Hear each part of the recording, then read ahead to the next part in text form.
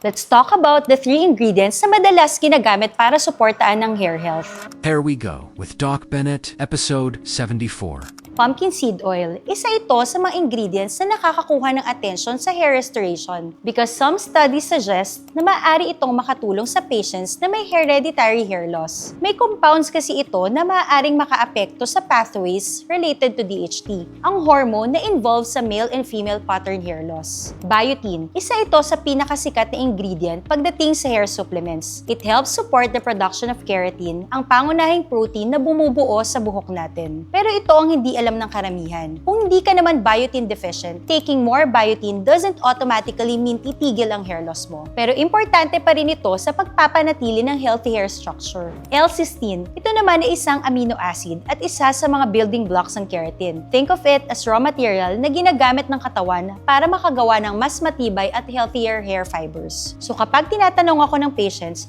Doc, para saan ba yung mga ingredients na to? Simple lang ang sagot ko. They're designed to help support hair quality, hair structure, at ang normal hair growth cycle. Pero tandaan, supporting hair growth is different from treating the cause of hair loss. Kung ang dahilan ng pagnipis ng buhok mo ay genetics, hormones, inflammation, o ibang medical condition, makakailangan mo rin ng ibang treatment aside from supplements.